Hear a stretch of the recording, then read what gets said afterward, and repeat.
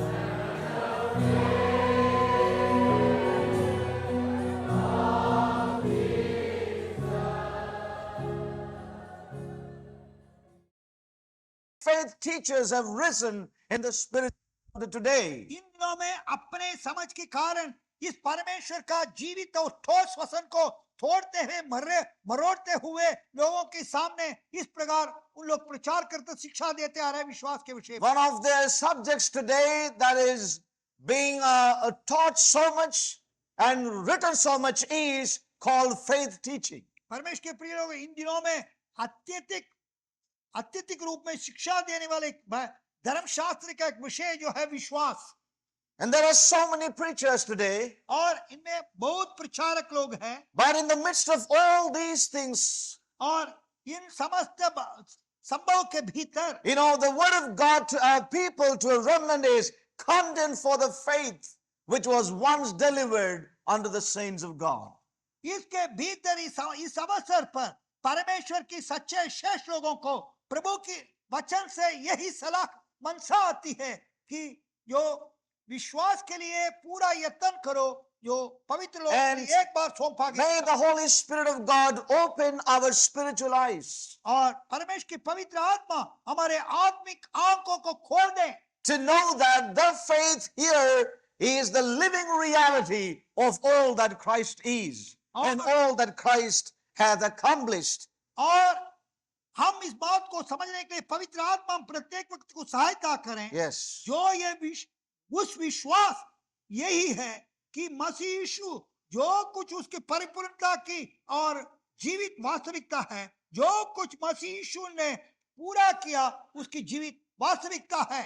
The faith is the full measure of the life of the Son of God in a people. परमेश्वर के प्रिय लोगों, उस विश्वास यही है तो परमेश्वर की शेष लोगों के अंदर प्रभु यीशु मसीह का परिपूर्ण जीवन। And may God open our eyes to see, lay hold of this, saints of God. परमेश्वर के प्रिय लोगों, प्रभु हमारी सहायता करें उसको अच्छी तरह ध्यान से देखने के लिए, हमारे जीवन में इसको समाये रखने के लिए प्रभु परमेश्वर हम प्रत्येक व्यक्ति की सहायता करें। I do not know with what desire we have come together in these gatherings. मैं नहीं जानता हूँ हम में से किस कामना से इधर इस प्रकार इस संगति में आए हैं। God has got something in his own heart to give to us which would cause us to progress specifically in the direction that God has given unto us. परमेश्वर के प्रिय लोगों, परंतु इस अवसर पर परमेश्वर ने हमारे लिए उसके हृदय में एक बात रखा है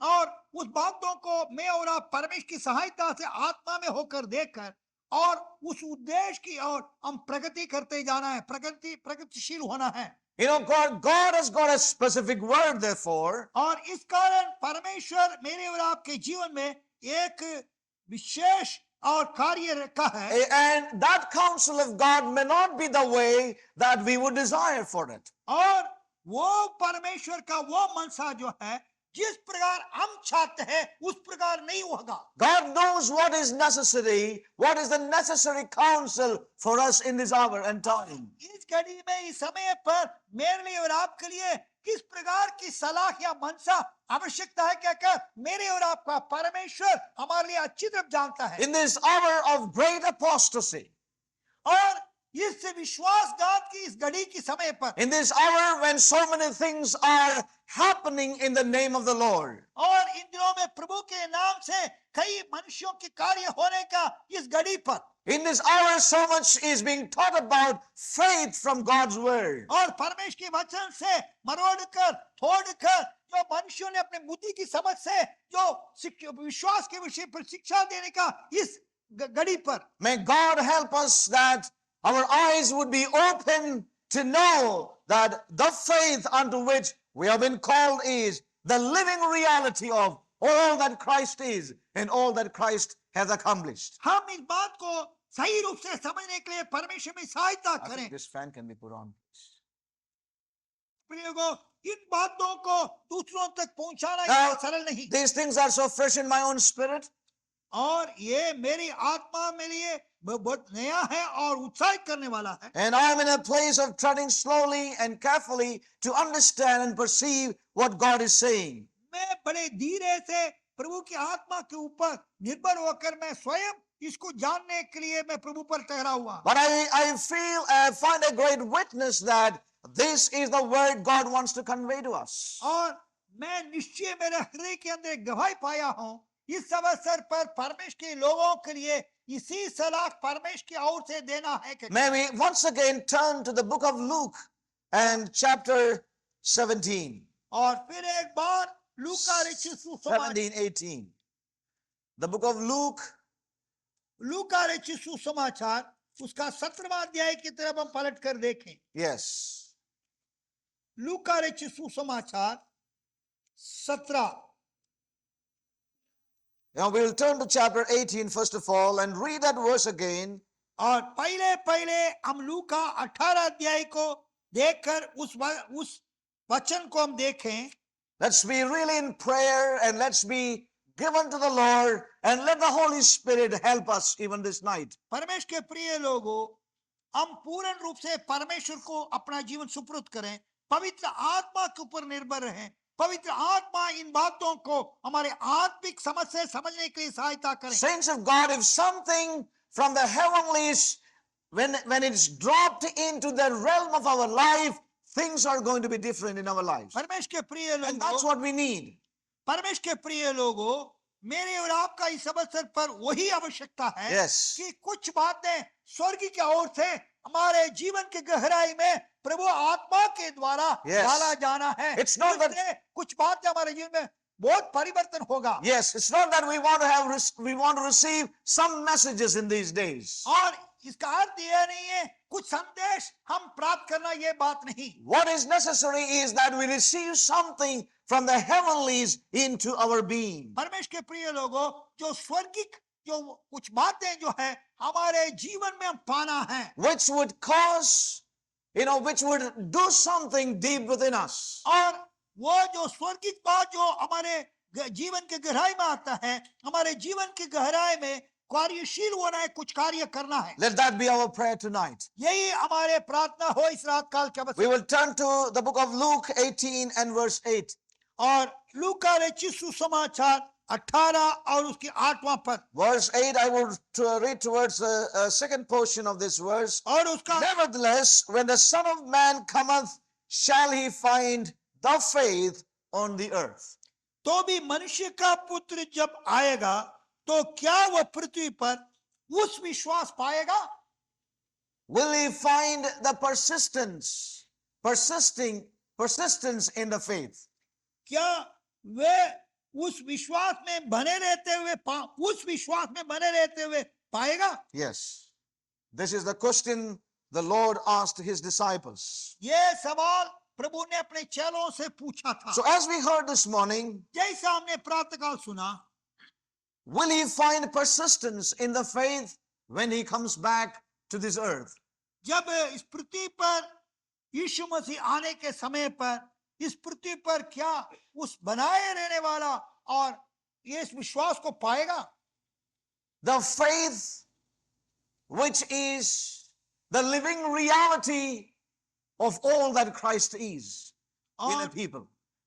और ये उस विश्वास यही है परमेश्वर की प्रजाओं के अंदर, परमेश्वर की प्रजाओं के जीवन में जो मसीह जो कुछ है उसकी जीवित वास्तविकता प्रजाओं में। This is the question he asked his disciples. और ये सवाल यीशु ने अपने चेलों से पूछा। And this is a question that will be asked of every disciple of every age and every generation. परमेश्वर के प्रिय लोगों, यही सवाल वही प्रभु के द्वारा हर युग में, हर पीढ़ी में, हर विश्वासी से पूछा जाएगा। And that is the question the Holy Spirit is asking us even this night, even these days. आज रात काल, आज प्रातः काल से प्रभु की पवित्र आत्मा भी हम हर एक व्यक्ति से यही सवाल पूछ रहा है। A question that would stir up his true disciples in these days. और ये जो सवाल प्रभु की सवाल जो है और उसके चेलों को उभारने वाले सवाल will shake off his people from every passive living. और जो ये सवाल के द्वारा उन लोग जो असावधानी से साधारण रूप से और रहते हैं उसको हिलाने का एक सवाल है। Would set ablaze every spirit of true discipleship within. Would set ablaze the spirit of true discipleship. अर्थात प्रभु यीशु मसीह की सच्चा चेले होने का, चेलेपन का एक जलते हुए हमारे वो चेलेपन का आग जलने का एक सवाल है।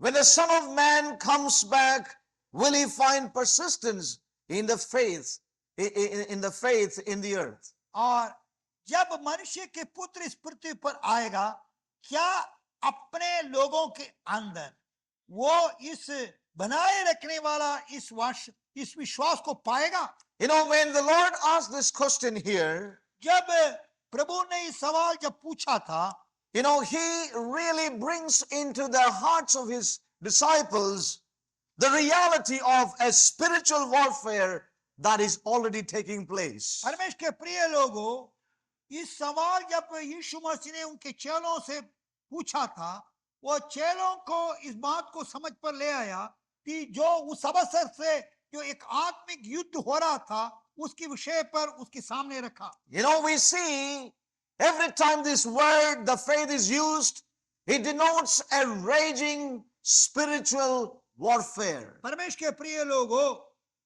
इस विश्वास का उल्लेख जब जब जहां जहां परमेश्वर के वचन में किया जाता है, Yes. यही बात है, एक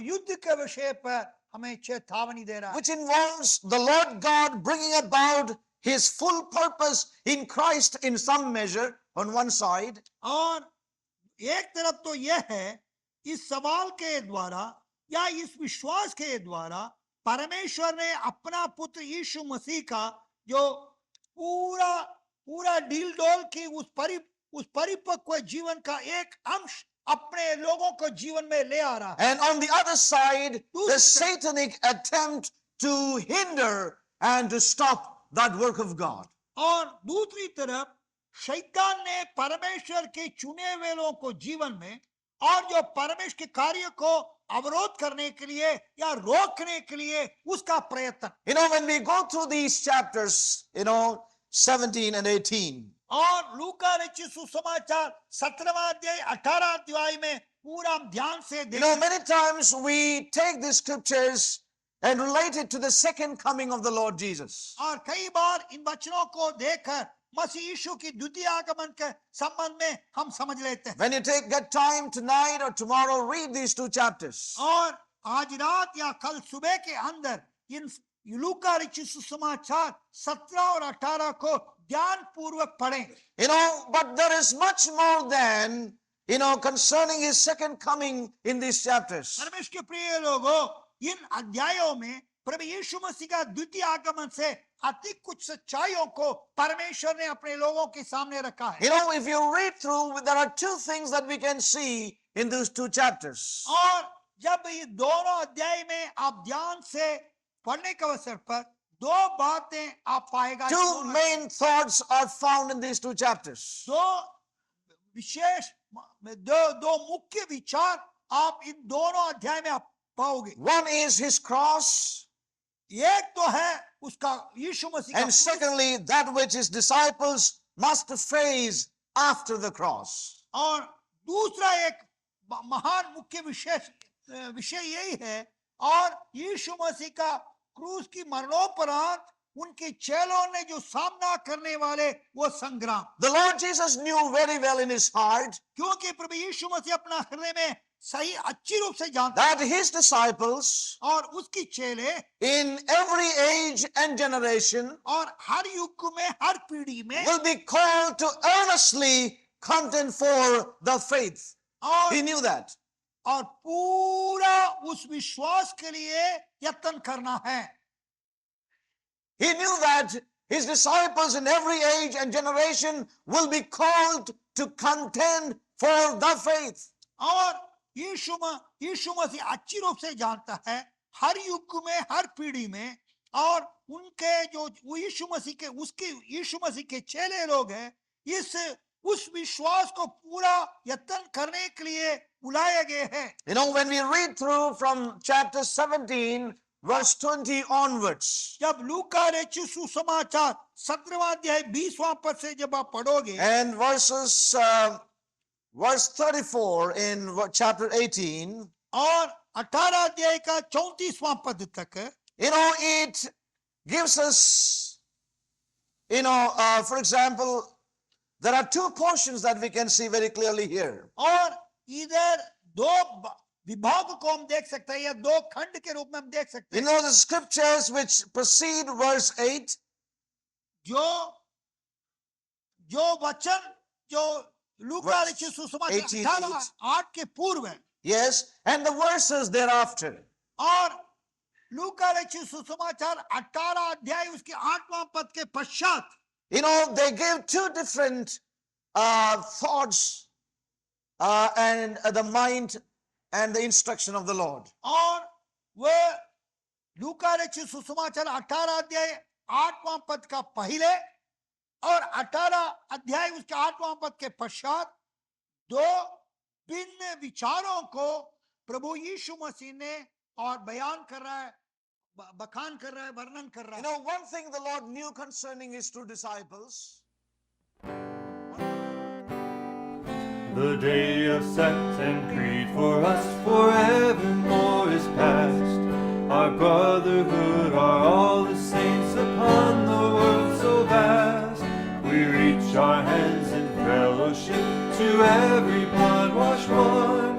Together all one church compose the body of his Son. Oh, sons of God, the day of Jubilee has dawned so bright and glorious for thee. Rejoice, be glad, the shepherd has begun his long divided flock again together into one. The Bible is our rule of faith, and Christ alone is Lord. While we are equal in his sight if we obey his word. No earthly master do we own, to man's will not bow, but to each other and to God eternal trueness vow. Oh, sons of God, the day of Jubilee has dawned so bright and glorious for thee. Rejoice, be glad, the shepherd has begun his long divided flock again together into one. Oh, sons of God, the day of Jubilee has dawned so bright and glorious for thee. Rejoice, be glad, the shepherd has begun his long divided